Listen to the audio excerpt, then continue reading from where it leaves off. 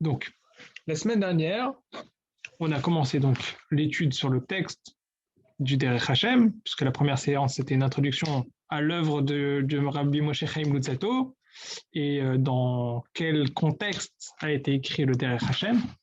Alors, on a abordé de manière très superficielle le premier chapitre du Derech Hashem. Donc, on a dit le Derech Hashem se partage en 4 parties et chaque partie a plusieurs chapitres.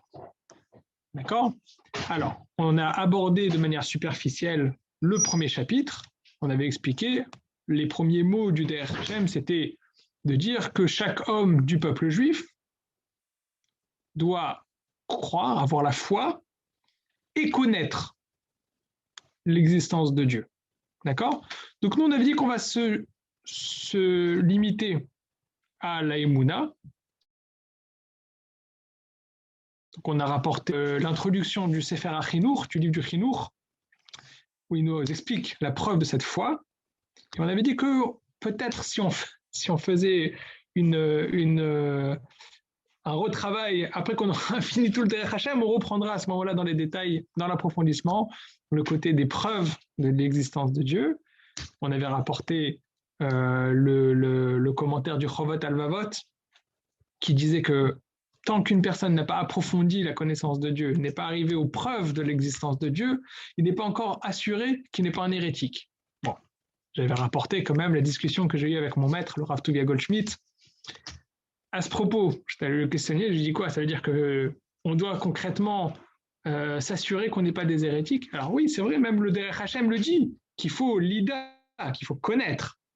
Mais est-ce que ça veut dire qu'on est forcément des hérétiques si on n'a pas la connaissance dans l'épreuve? Non. Comme il m'avait dit, de manière ilchatique, normalement, il y a une loi qu'un hérétique, s'il touche du vin, le vin devient yaïn nesser. Il devient impropre à la consommation, on n'a pas le droit de le consommer, c'est interdit. C'est un interdit de consommation du vin qui a été touché par quelqu'un qui ne respecte pas le Shabbat, par une personne qui ne fait pas partie du peuple juif, ou alors une personne qui est hérétique. C'est tout un sujet qui s'appelle le sujet de Yaïn Nesser. Pourquoi le Yaïn Nesser? C'est un sujet à part entière, mais en tout cas, c'est une des preuves, on va dire, que si une personne touche du vin, est-ce qu'il est cachère ou il n'est pas cachère? Il faut savoir si cette personne est hérétique ou pas. Alors, Tuvia Goldschmidt m'a dit, quelqu'un qui n'a pas les preuves de l'existence, mais qui est à la foi dans l'existence, la Emouna, donc la première partie de la phrase du Derech Hashem, le vin n'est pas Yaïn Nesser. Et on peut tout à fait le boire. Donc, on voit très bien qu'il n'y a pas de problème. Donc on va se suffire, nous. Excusez-moi, hérétique dans le sens que c'est un kofer, Batora, c'est ça? C'est quoi votre sens quand vous dites un hérétique? C'est un kofer, c'est-à-dire quelqu'un qui renie la croyance de Dieu? Oui. C'est ça? Oui. Ah, d'accord, ok. Oui. Le Chovat Alvavot, comme on a vu la semaine dernière, il mettait qu'il y a une obligation. C'est dans la première partie, c'est le Sha'ar HaYichud, donc la porte de l'unicité, donc de proclamer l'unicité de Dieu, qu'il faut chercher les preuves de l'existence de Dieu. Et que quelque part, quelqu'un qui n'aurait pas fait ce travail d'aller chercher les preuves de l'existence de Dieu, donc d'avoir fait un approfondissement de l'existence de Dieu, quelque part, il ne serait pas encore assuré de sortir de l'hérésie. Donc ça veut dire que tant qu'il n'est pas sûr de l'existence de Dieu, ça, c'était les mots du Sha'ar HaYichud, du Chovot Alvavot. Donc, on avait rapporté aussi le commentaire du Yahavetz, rapporté dans le livre du Rav Ephraim Klapish, qui rapportait que le Yahavetz avait combattu la philosophie, bien qu'il y avait beaucoup de grands maîtres de la Torah qui étaient de grands connaisseurs de philosophie, qui approfondissaient la philosophie. Pourquoi? Parce qu'il avait vu que lors des épreuves de l'Inquisition, alors, il ne rejetait pas forcément la philosophie en soi. La philosophie, quand j'appelle la philosophie, peut-être c'est l'approfondissement justement de ces questions-là, l'approfondissement de l'existence de Dieu. Il avait vu que ceux qui ont la foi simple, ils avaient eu beaucoup plus de facilité. Alors, encore une fois, je ne suis pas à la place des épreuves qu'ils ont eues. Je ne peux pas m'imaginer même qu'est-ce que c'est que cette épreuve face à l'Inquisition, face à la torture, face à donner sa vie pour la pratique et le service de Dieu. Je ne sais pas qu'est-ce que ça veut dire. Je ne sais pas si je suis à la hauteur de parler sur ce genre de choses. Mais en tout cas, le Yahavetz rapporte que les personnes qui avaient une foi simple, on va dire définie par la Emouna, ils avaient plus de facilité à donner leur vie pour Dieu. Tandis que ceux qui étaient plongés dans la philosophie, ils n'ont pas forcément réussi à surmonter l'épreuve de l'Inquisition. Ils se sont convertis au christianisme. Bon, je ne suis pas assez connaisseur pour pouvoir entrer dans tous ces sujets. Il y a les mots du Ramchal, il y a les mots du Shara Yichud, du Chovat Alvavot, il y a tout le passage de Maïmonide dans le Guide des Égarés, mais aussi de manière plus simple dans le Mishneh Torah, dans les Yesodei à Torah, dans les fondements de la Torah. En tout cas, nous, on va prendre comme base que Akadosh Baruch Hu, c'est clair et net, comme quoi on a reçu de nos parents, on a reçu de nos grands-parents, de nos maîtres, qu'il s'est dévoilé au mont Sinaï, et comme dit le Sefer HaChinour, pour ça, normalement, c'est déjà une base pour la croyance, et c'est sur cette croyance qui relève de la Emouna qu'on va se baser pour analyser les mots et les textes de Rabbi Moshe Chaim Luzzatto dans la suite, à partir du second chapitre, le Perek Bet, de la première partie du Derech Hashem. Voilà. Donc ça veut dire, on part du principe que nous avons reçu deux traditions de manière sûre de l'existence de Dieu et du don de la Torah devant 600 000 personnes. Ça, c'est la base. On va commencer donc à travailler le texte, mais en introduction de ce chapitre, donc ça va être le chapitre qui traite du but de la création. Donc on avait dit la semaine dernière, aujourd'hui on va révéler. C'est sur la base, moi je ne dis absolument rien, je rapporte les mots de Rabbi Moshe Chaim Luzzatto, les mots de notre tradition, des textes de nos Chachamim, qui nous expliquent quel est le but de la création du monde. Pourquoi le monde, pourquoi Hachem a décidé de créer un monde avec à l'intérieur une humanité. Et c'est ça ce qui va être développé dans ce chapitre-là, dans cette première partie du Derech Hashem. On a dit qu'il y a 4 parties du Derech Hashem, mais précisément dans ce chapitre, le deuxième chapitre du Derech Hashem, qui est intitulé par Betachlit Abriya, le but, le projet, on va dire, le projet ultime de la création du monde. Et c'est ce qu'on va travailler. Alors, avant de prendre les mots du Ramchal, il est nécessaire, du Ramchal, mais du Derech Hashem, je vais introduire par un autre passage de Rabbi Moshe Chaim Luzzatto, qui se trouve dans un autre livre qu'il a écrit, le Derech Etz Chaim, le chemin de l'arbre de vie. Alors, je vous ai préparé, je vais vous partager mon écran, et vous allez pouvoir... Alors, pour comprendre un petit peu la façon dont on va développer dans le Derech Hashem,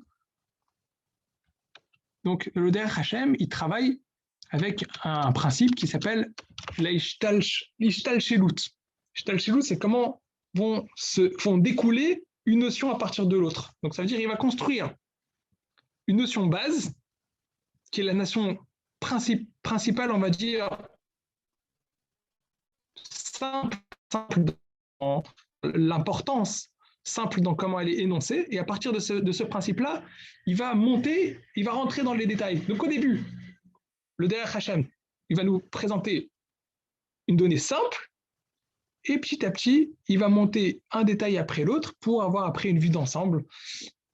Alors, pour comprendre cette façon de travailler, le Derech Hashem le développe dans le Derech Etz Chaim. Derech Etz Chaim, ce livre, c'est un livre qui est un petit peu une introduction à la Kabbale. Je ne suis absolument pas kabbaliste, mais voilà, on avait expliqué ça dans le premier cours, d'accord, que les livres du Ramchal, ce n'est pas forcément de la Kabbale, puisqu'il a pris sur lui, après qu'il y a eu le Cherem qui a été décrété face à lui, donc il a pris sur lui de ne pas dévoiler de Kabbale. Par contre, ça frise la Kabbale. Ça veut dire c'est proche, c'est des données, on va dire, d'introduction à la Kabbalah. Alors, on va prendre dans le Derech Etz Chaim, alors, vous voyez, je l'ai pris dans Sefaria, c'est à la lettre Yud Zayin. Iné. Hakira Arishona Asher Tarkor. La première analyse, le premier approfondissement que tu devras avoir, Aloi al-Kavanat idbarar shemo. Al-Kavanoto idbarar shemo, c'est dans l'intention de béni soit-il. Donc ça veut dire, première question qu'il faut se poser, quand on va commencer à approfondir les chemins de Dieu, c'est se demander, tout d'abord, quelle est l'intention du béni soit-il, de Kadosh Baruch Hu, lorsqu'il a créé le monde, quelle était son intention? Iné. Voici, à Hakira Rishona, le premier approfondissement à Asher Tarkor que tu vas approfondir, Aloi, Al-Kavanato et Barar Shemo, c'est sur l'intention du béni soit-il. Alma, sur quoi? Velama, et pourquoi? Bara, il a créé, et Kol Abria Agdola Azot. Pourquoi a-t-il créé cette grande création? C'est la première question qu'il faut se poser. Ve'al Tomar, ne dis pas, Uma Adam, qu'est-ce qu'un homme chez Yavo Acharei Ameler qui va aller derrière le roi, les Vakesh et Marshavto, pour essayer de comprendre et demander quelle était son intention et sa réflexion derrière. Donc, bien évidemment, je vais lire le passage, on va après l'analyser ensemble. Je vous le traduis. Va'mikra me'id, et le verset dans Teilim, dans les psaumes, témoigne, Me'od amku marchevotecha. Me'od amku marchevotecha. La réflexion, la pensée d'Akadosh Baruch Hu, la pensée du béni soit-il, est très profonde. Donc ça veut dire que quelque part, on ne peut pas arriver jusqu'au fond de la pensée d'Akadosh Baruch Hu. Alors peut-être qu'on pourrait dire, un homme, il n'a pas à demander quelles étaient les intentions d'Akadosh Baruch Hu dans la création du monde. Ça, c'est la question du Ramchal. Donc, dans un premier temps, il nous dit, première question qu'on doit se poser, c'est quelle était l'intention d'Akadosh Baruch Hu lorsqu'il a créé le monde? C'est quoi le but de cette création du monde? Après, il dit, mais peut-être que c'est pas le travail d'un homme de faire ça, puisque comme il est témoigné dans Teilim, David Ameler dit, mais Odam Kumar Shaotecha, les pensées d'Akadosh Baruch Hu, les volontés d'Akadosh Baruch Hu sont très profondes.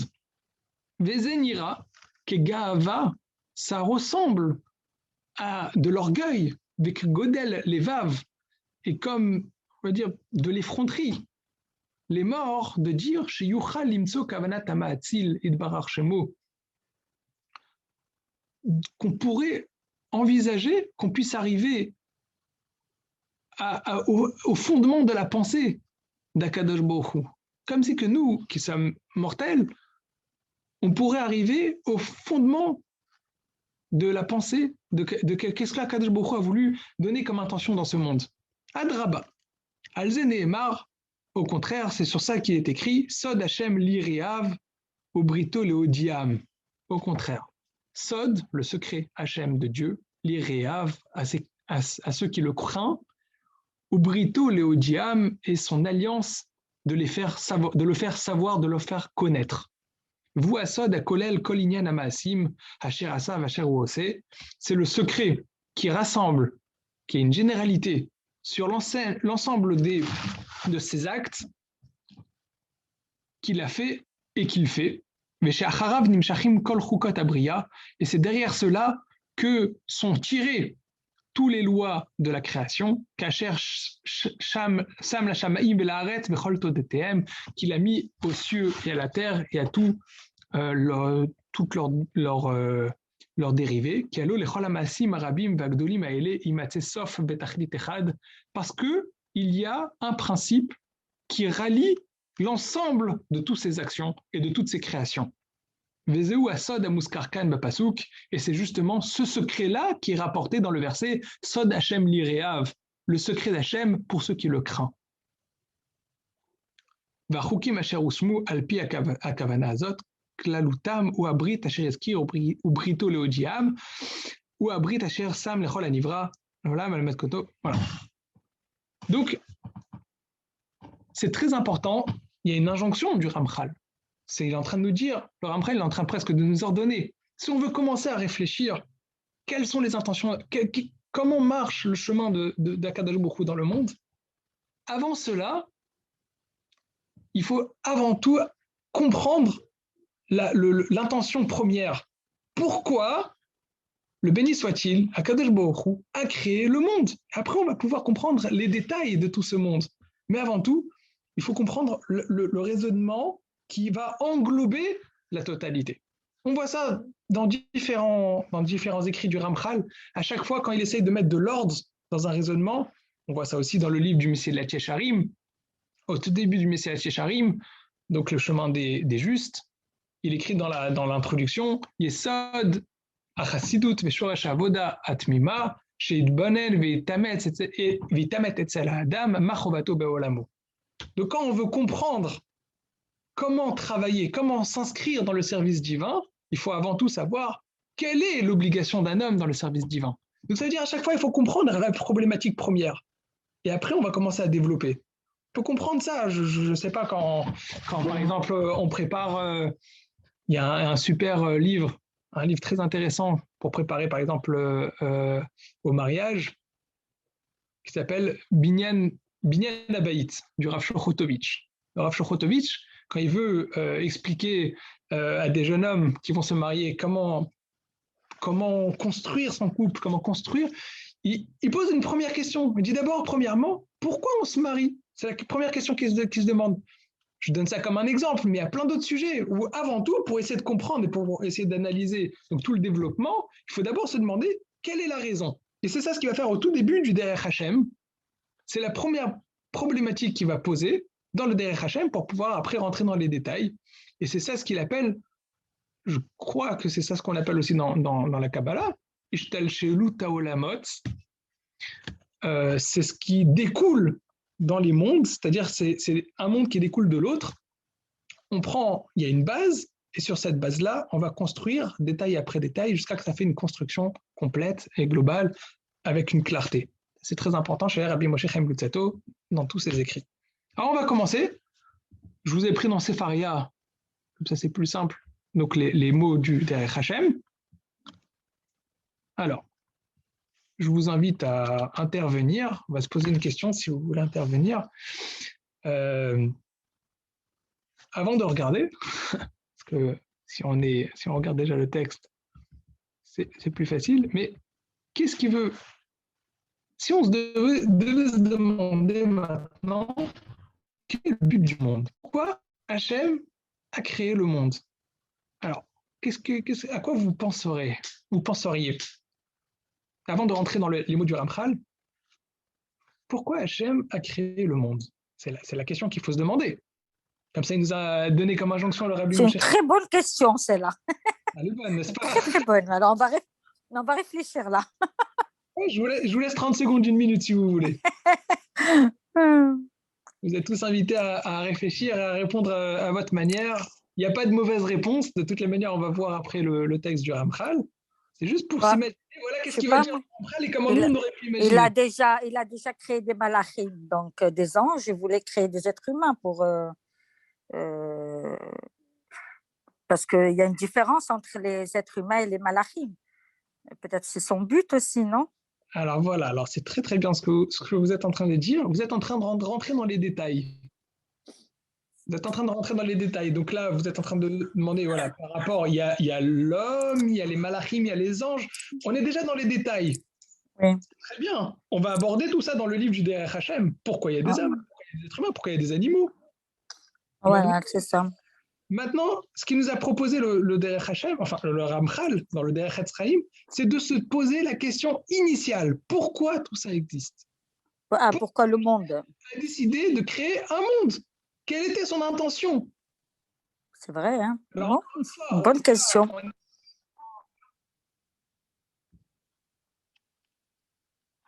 Super, super. Alors, Dan, tu as dit la réponse que j'attendais. Très, très bien. Donc, Dan nous propose, bon, je vais prendre le chat. Oui, mais ça, ce qu'il a dit pour servir Hachem, c'est ce que je voulais dire, c'est-à-dire que les malachim et l'être humain, c'est pas pareil. Les malachim, ils ont une servitude là-haut qui est, bon, sans la Torah, sans rien du tout, et la Torah, il peut la donner qu'aux êtres humains. C'est eux qui peuvent le servir davantage pour les louanges. Tout ce que vous êtes en train de dire, c'est très bien, ça va être dans le texte du Derech Hashem. C'est très, très bien. Juste, je reprends. Tout ça, ça fait partie, si je peux me permettre, ça fait partie des détails. Donc peut-être que chaque chose, c'est des détails de la création, chaque chose a sa place. les malachim, les anges, l'homme, l'être humain, la Torah. On n'est pas encore entré dans la Torah. Ah ouais. La Torah aussi, ça va être une partie essentielle dans le Derech Hashem. Qu'est-ce que la Torah va venir faire dans la création du monde? À quoi ça sert? Tout ça, on va aborder. Mais tout ça, si je peux me permettre, c'est des détails. C'est des détails à l'intérieur de cette grande création. Là, bien sûr, parce que dans le monde, il n'y a pas que l'être humain. Il y a le Teva, il y a la nature, il y a les animaux, il y a tout ça. Tout à fait. Donc, ça va être même, on va même l'aborder dans le prochain paragraphe. Donc peut-être, je ne pense pas qu'on va y arriver aujourd'hui, peut-être la semaine prochaine ou dans 2 semaines. On va aborder ça, c'est-à-dire pourquoi l'homme a été créé aussi à l'intérieur d'une création avec d'autres créatures. On va aborder tout ça. Donc, alors, je vais juste reprendre donc déjà la proposition de Dan. Alors, super, Yehoud. Tout ça aussi, alors, le libre arbitre, tout ça, ça va être des choses qu'on va aborder très rapidement. Tout ça, ça va être des choses qu'on va aborder très rapidement. Encore une fois, oui, ça pourrait être en fait. Ça pourrait être, même à la limite. Tout ça, ça pourrait être le but. Très bien. Alors, je reprends juste. Tu parles de libre arbitre, c'est très très bien. Libre arbitre, est-ce que c'est un but? Est-ce que c'est un outil? On va voir tout ça dans les paragraphes là, qui viennent. On va voir tout ça. Alors, je reprends juste pour servir le Saint béni soit-il. Dan nous propose pour servir le Saint béni soit-il. C'est-à-dire que, quelque part, Akadosh Baruch Hu a créé le monde parce qu'il avait besoin ou envie, ou il y avait une nécessité de créatures, puisqu'il a créé de créatures qui le servent. D'accord, très très bien, c'est une très bonne proposition. Yehoud, ce que tu proposes, moi je dirais que c'est un outil, le libre arbitre, et c'est ce qu'on va voir dans les paragraphes suivants. Je vous propose donc qu'on rentre dans les mots du Derech Hashem, et vous allez voir que c'est très étonnant, c'est pas ce que le Ramchal va dire. Dan, si on m'avait posé la même question, si j'avais assisté à un cours du Derech Hashem, et qu'on me posait la même question, j'aurais pas répondu la même chose. Mais c'est pas ce que le Ramchal, Rabbi Moshe Chaim Luzzatto, va dire. Alors on va commencer. On va prendre la première phrase du second chapitre du Derech Hashem, Atachlit Babria. Atachlit Babria, donc c'est le titre de ce chapitre. Atachlit Babria, le but de la création. Voilà. Iné. Voici. Atachlit Babria. Le but de la création, vous êtes prêts? Attention, il va nous le dévoiler. Si vous les Hativ Metovo. Voilà. Iné. Atachlit Babria. Le but de la création, Aya, les Hativ Mituvo Idbarach, les Zulato. Quel est le but de la création du monde? Rabbi Moshe Chaim Luzzatto nous dit, c'est d'apporter de la bonté à quelqu'un d'autre. Point. Nous, on aurait pu penser qu'il avait besoin de quelqu'un qui vienne le servir. C'est pas ce qu'il nous dit, Rabbi Moshe Chaim Luzzatto. Il nous dit que le but du monde, c'est d'apporter de la bonté, du bonheur à quelqu'un d'autre. Donc, c'est incroyable parce qu'on pourrait dire qu'un homme, ce qu'il cherche dans le monde, c'est du bonheur. On a une quête du bonheur, on cherche le bonheur. Et bien Rabbi Moshe Chaim Luzzatto, il dit, figure-toi, ce qu'on cherche, on cherche du bonheur, et c'est le but de la création du monde, c'est d'apporter du bonheur à l'homme. Alors c'est assez étonnant. C'est étonnant parce que si on me demandait à quoi sert le service de Dieu, je ne sais pas, on doit faire des mitzvot, il y a beaucoup de contraintes, il y a beaucoup de choses difficiles. Et dans la vie, comme on va voir, tout au long du Derech Hashem, tout ne reflète pas le bonheur. D'ailleurs, c'est pour ça justement, le Ramchal nous donne cette première problématique, parce qu'en fait, je pense que ce ne serait pas du tout la problématique qu'on se serait attendu, et qu'on aurait même du mal à avancer, parce qu'on voit beaucoup de gens qui souffrent. Alors comment ça se fait qu'il y a beaucoup de gens qui souffrent alors que le Ramchal nous dit que le bonheur, c'est ça le but du monde? Alors comment ça se fait que le Ramchal nous dit ça? Que le but ultime de l'homme, c'est le bonheur. Alors je ne sais pas si on va y arriver aujourd'hui, mais dans un autre livre, il dit que le but du monde, c'est le dévoilement du Yichud Hashem. le dévoilement de l'unicité de Dieu. Donc là, ça rejoindrait plus ce que vous êtes en train de me dire un petit peu tous ensemble, mais que Dan m'a écrit dans le chat, c'est servir Dieu. Et pourtant, c'est pas ce qu'il a écrit là maintenant. Alors, on va voir encore une fois, le Ramchal nous dit quelque chose, ça va être développé dans la suite du chapitre. Donc, on vient de prendre la première injonction du Ramchal, c'est se demander quel est le but du monde. Le Ramchal nous dit le but du monde, c'est d'apporter du bonheur à l'homme. Alors, pour ça, on peut se demander d'abord qu'est-ce que c'est que le tov, qu'est-ce que c'est que le bon. Alors, on pourrait dire qu'il y a différents stades de bonheur. Il y a différents stades de bonheur. Il y a le bonheur, on va dire, le plaisir matériel. Donc, le plaisir matériel, c'est un moment T, on a du plaisir, on mange un beau repas. C'est un plaisir simple parce que c'est à un moment T, on a du plaisir. Mais on peut même monter un petit peu, il y a des plaisirs. On est en train de manger, on a un certain plaisir, c'est le goût, mais il y a des plaisirs aussi qui durent. Il y a des plaisirs qui durent, comme par exemple, on va dire, quelqu'un qui a une bonne pensée, il écoute de la musique, on va dire, c'est un plaisir qui est déjà un petit peu plus supérieur, c'est un plaisir plus peut-être spirituel. Mais on va voir que dans la suite, dans le développement, que Akadosh Baruch Hu, le béni soit-il, veut nous apporter du bonheur, mais un bonheur qui n'est pas temporel, un bonheur qui est éternel. Et La Torah. On va voir. Est-ce que c'est la Torah? Est-ce que la Torah, c'est un outil pour y arriver? On va voir tout ça dans le développement.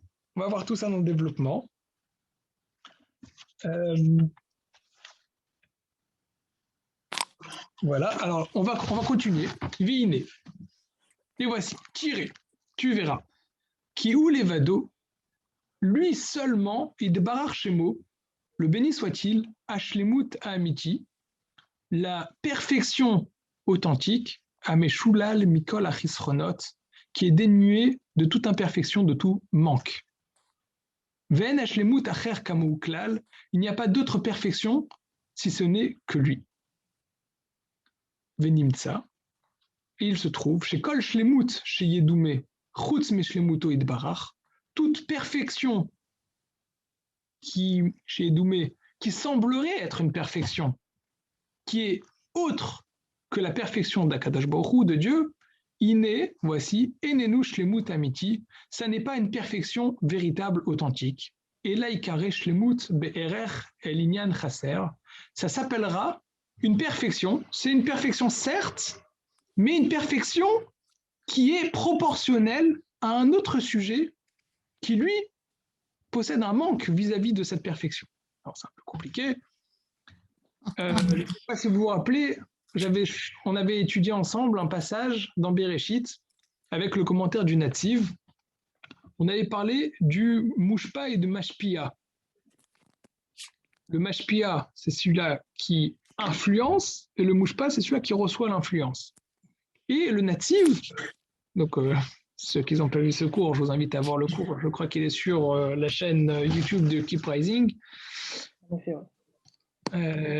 Il est donc le Nativ avait expliqué que le monde est régi par cette règle, par cette formule, Mashpia et Mushpa. Celui qui influence, c'est celui-là qui reçoit l'influence. Et c'est un petit peu ça ce qu'il nous dit là, le Derech Hashem, c'est-à-dire qu'il y a deux sortes de shlemut. Il y a deux sortes de perfection. Shlemut, shalem, c'est entier.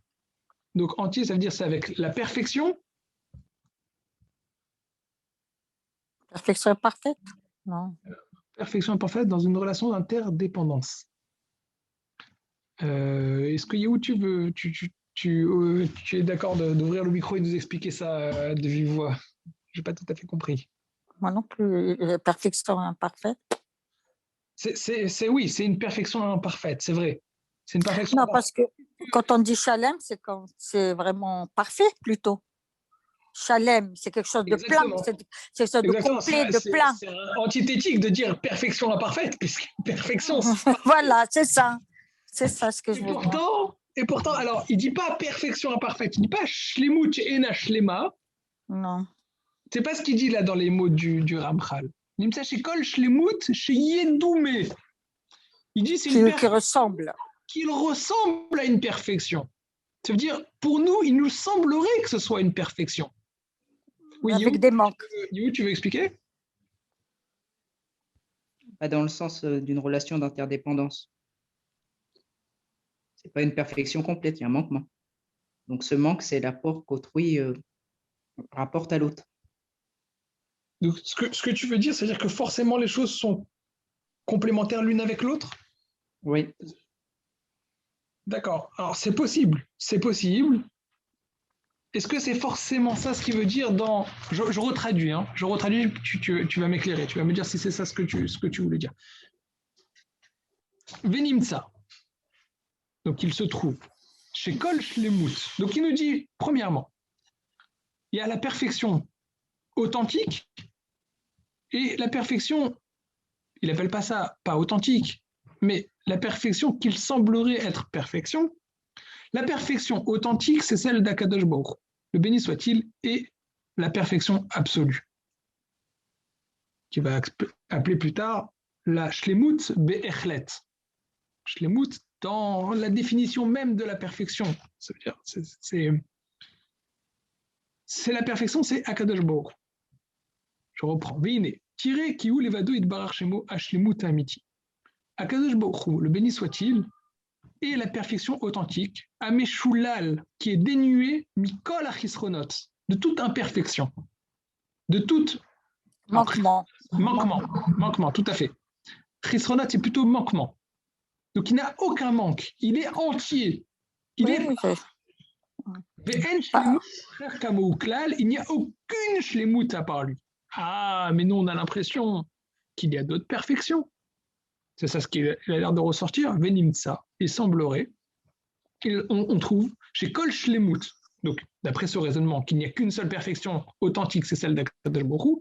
Donc il semblerait que les autres perfections ne sont pas authentiques, c'est seulement un semblant de perfection. Chutz Meshimoto Idbarach, à part la perfection d'Akadosh Baruch Hu. Ine Nenu Shlemut Amiti, ça n'est pas une perfection authentique, et là, Ikare Shlemut, comment on va l'appeler? C'est une perfection BRR, proportionnelle Elinyan Chasser Mimeno. Moi, je pense. Alors, Yehoud, je te parle de m'expliquer cette phrase. Est-ce que tu peux... Et là, Icaré, ça va s'appeler, je traduis et j'aimerais bien qu'Yehoud m'explique. Et là, Icaré, ça s'appellerait Shlemut, une perfection BRR proportionnelle. RR, c'est pas valeur, une valeur. RR, c'est évaluer. C'est ça. C'est ça, mais ça veut dire c'est en comparaison, on va dire. En comparaison avec Elinyan Chasser, un sujet, une chose Chasser qui manque, mimez-nous de cette perfection.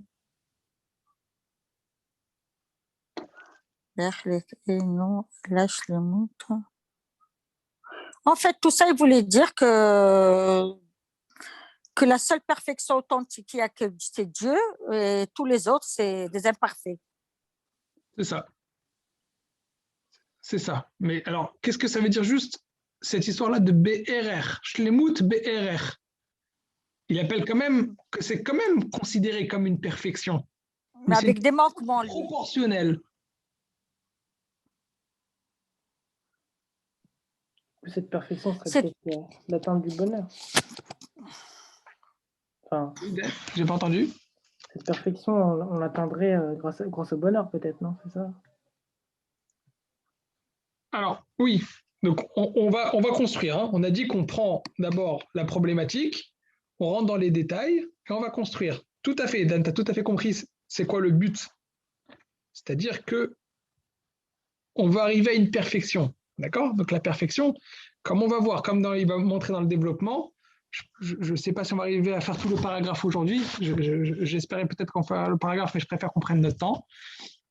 C'est ça, ce qu'il va nous dire là dans ce paragraphe, c'est que finalement, le bonheur qu'Akadosh Baruch Hu veut apporter à l'homme, c'est de l'aider à atteindre cette shlemut, la perfection, la plus proche de la perfection de Dieu. Et ça, c'est ce qu'il va appeler le bonheur. C'est le bonheur éternel. Ce n'est pas un bonheur temporaire, ce n'est pas un bonheur ponctuel, ça va être un bonheur éternel. Tout ça, ça va rentrer dans la place de l'homme. Est-ce que c'est dans ce monde-ci qu'on reçoit cette perfection? Est-ce que c'est dans le monde futur? On va analyser tout ça tout au fil du Derech Hashem. La place de l'homme, le Chet de Adam Arishon, qu'est-ce que ça a changé? Le changement qu'après ça va faire qu'on n'est pas dans le Gan Eden, mais il faut l'atteindre. Tout le développement, mais tout ça c'est basé sur le fait qu'Akadosh Baruch Hu veut apporter à l'homme le bonheur absolu. La shlemut, le tov, donc quelque part, c'est pas juste, puisque Akadosh Baruch Hu il est la shlemut absolue, il voudra apporter la shlemut la plus proche de ce que lui-même il est. Bien évidemment, c'est pas possible d'arriver à la shlemut absolue, puisqu'on ne peut pas arriver à la madriga d'Akadosh Baruch Hu, Khalila, de dire une chose pareille, mais il va nous donner la possibilité d'arriver au plus proche de sa shlemut. Yehoud proposait tout à l'heure la notion de libre arbitre. On va voir comment ça va s'inscrire dans tout ça. À quoi ça sert, le libre arbitre? Et pourquoi c'est nécessaire? Est-ce qu'on a vraiment un libre arbitre? Peut-être qu'on ne l'a pas. Il y a même des commentaires qui proposent qu'on n'a pas de libre arbitre. Alors à ce moment-là, comme on va voir peut-être ensemble la Gemara dans Baba Batra, dans le traité Baba Batra, où Job il a voulu faire un procès, si on peut dire de cette manière-là, à Dieu, en disant comment tu peux demander des comptes à l'homme? Il n'a pas de libre arbitre. On va rentrer un petit peu dans tous ces notions. Ben oui, quand tu nous as mis le mentionnaire sur la tête, on n'avait pas de libre arbitre, hein, il nous a obligés d'accepter. Hein. Très, très bonne remarque, très bonne remarque. Donc, quelque part, peut-être que les choses sont tellement claires qu'on n'a pas de libre arbitre. Alors, c'est ça, hein. Tout ça, c'est ce qu'on va analyser là maintenant dans ce chapitre. Tout ça, c'est ce qu'on va analyser dans ce chapitre. Je regarde juste la remarque. Tout à fait, Yehoud, c'est exactement ça. C'est proportionnel à l'homme à la recevoir. Donc, puisque nous sommes des créatures d'Akadosh Baruch Hu, nous ne pouvons pas arriver à la madriga de celui qui nous crée. C'est proportionnel. On va voir, ça va être répété plusieurs fois dans le texte du Ramchal, que c'est limité à notre état, à notre statut. Alors, je reprends. Venimsa.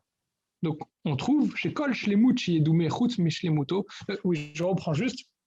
Donc, c'est le fonctionnement du monde. À part Akadosh Baruch Hu, il n'y a pas de perfection authentique parfaite. Une perfection parfaite, on peut dire. C'est une redondance, une perfection authentique. Il n'y a que des perfections proportionnelles. C'est-à-dire, et d'ailleurs, ça me fait penser à la Mishnah dans Pirkei Avot. Il y a une Mishnah qui dit la chose suivante. Je vais vous le prendre 2 secondes. Mishnah dans Pirkei Avot.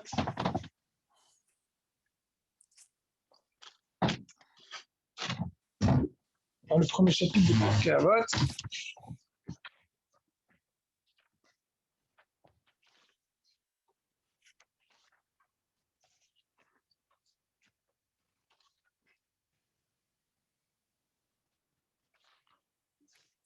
Voilà. Le chapitre de Pirkei Avot, donc la Mishnah Vav, la Mishnah 6, Yoshua ben Perachia venetay arbeli keblumehem. Yoshua ben Perachia Omer, Yoshua le fils de Perachia dit Assez les Charav. C'est le Chachaver. Kenele Chachaver, exactement. Assez les Charav, pour toi un maître. Kenele Chachaver, acquis, achète un ami. Ve'avedan et kol adam les kavzechut, et juge chaque homme, tout homme, vers le penchant du mérite. Alors, quel rapport entre les trois? Alors, j'avais entendu une explication, c'est qu'il faut qu'on ait un maître et qu'on ait un ami. Alors, le maître, il nous apporte, donc quelque part, le maître pour nous, c'est notre shlemut medouma. On a l'impression qu'il est parfait. Sauf que plus on est proche d'un maître, et plus peut-être parfois on peut voir ses imperfections. Parce qu'on reçoit de sa perfection, au bout d'un moment, on peut ressentir de l'imperfection. Et un ami encore plus, puisque ce n'est pas forcément un maître. Et donc, c'est pour ça qu'il faut être dan et kol adam les kavzechut. Une fois qu'on a réussi à avoir un maître, qu'on a réussi à acheter un ami, ben, plus on va être proche, plus on va voir peut-être ses imperfections. Et on peut tout d'un coup se retourner. Et là, la Mishnah nous dit, Evedan et kol adam kav zechut, il faut quand même trouver les bons côtés chez cette personne. Pourquoi? Parce que ça fait partie du système même du monde, que tout est imparfait. On est dans un monde d'imperfection, puisque la seule perfection absolue, c'est Akadosh Baruch Hu même. Le monde est régi par cette formule, comme nous le disait Rav Naftali Tzvi Berlin dans son commentaire à Emek Davar sur Bereshit, qui a le mouche pas. C'est comme ça qu'est régi le monde. C'est qu'il y a l'influenceur et celui qui reçoit l'influence. On a toujours chasser, on a un manque vis-à-vis de quelque chose qui nous donne. Mais toujours, il y aura un manque jusqu'à qu'on arrive à Kadosh Baruch Hu, qui est la perfection absolue. Alors, ça, c'est on avance donc dans une donnée. On reprend le but ultime du monde, c'est d'apporter du bon à Zoulat. C'est pas encore écrit qu'est-ce que c'est Zoulat. Zoulat, ça veut dire quelque chose d'autre que soi.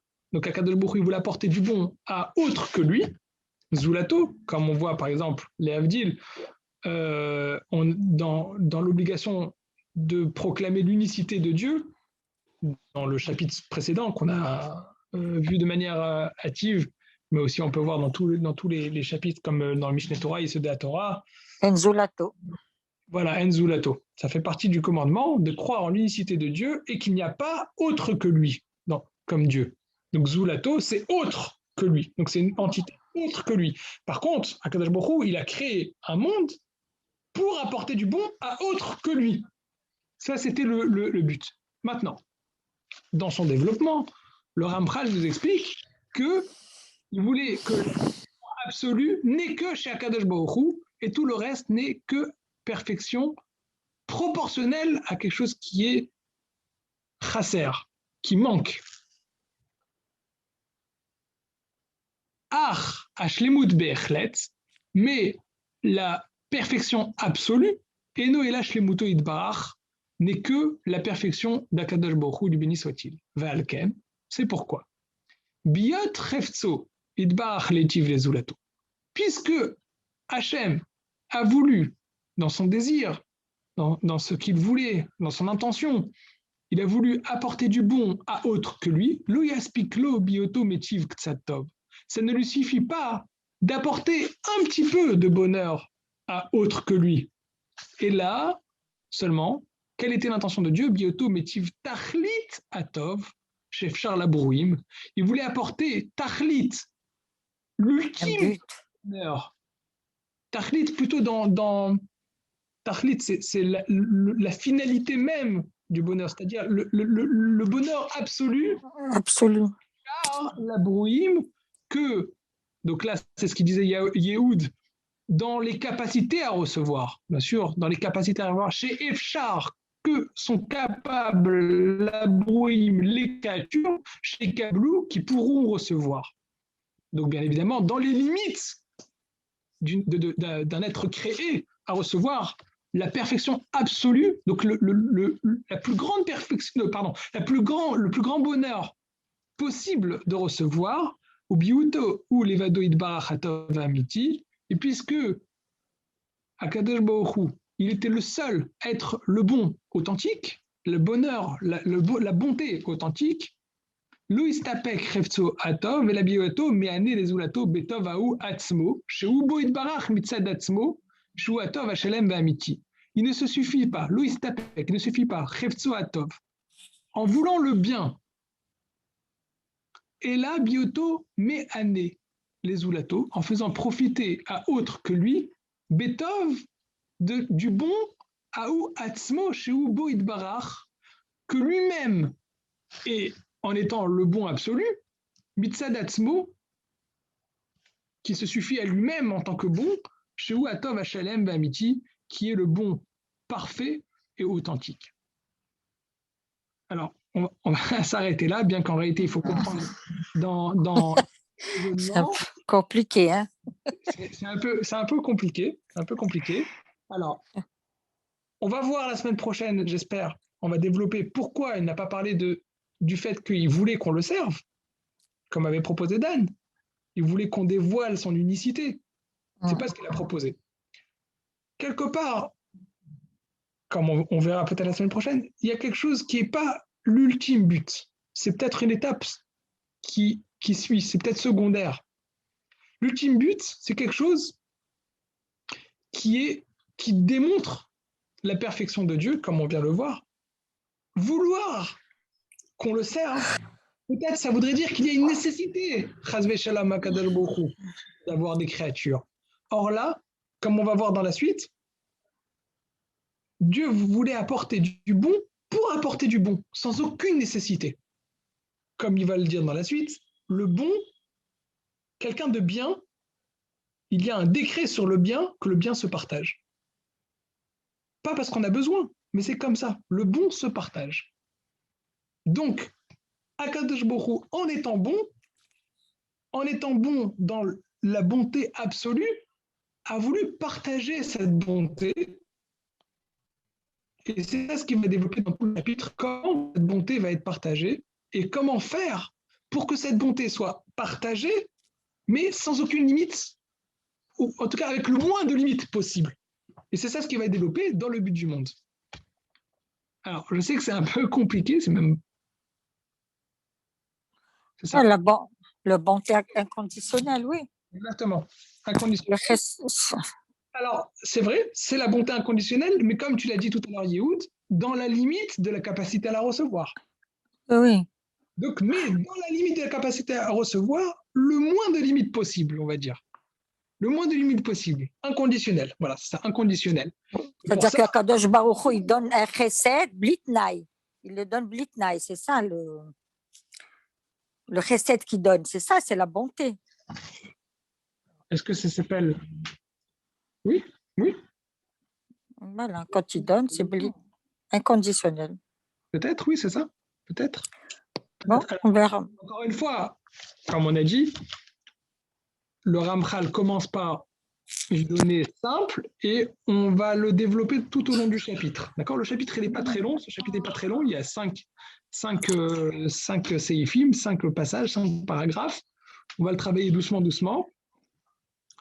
On va voir comment la brira, le libre arbitre, va jouer dans ce processus pour arriver à cette bonté inconditionnelle, pour arriver au plus proche de la bonté de Dieu. On va rentrer dans tout ça. Il y a plus ou moins, on va dire, les étapes du chapitre. C'est d'abord le but d'Hachem dans ce monde, comment l'homme reçoit ce but, donc cette bonté, et le lien qui va se créer grâce à cette bonté entre l'homme et Hachem, et quels sont les moyens qu'un homme a pour parvenir à cette bonté. C'est ça plus ou moins le chapitre. On va travailler doucement, doucement. Je pense que ça suffit pour aujourd'hui. C'est déjà compliqué. On va prendre point par point. Merci beaucoup. Voilà. Bonne soirée. Des remarques. Vous êtes les bienvenus à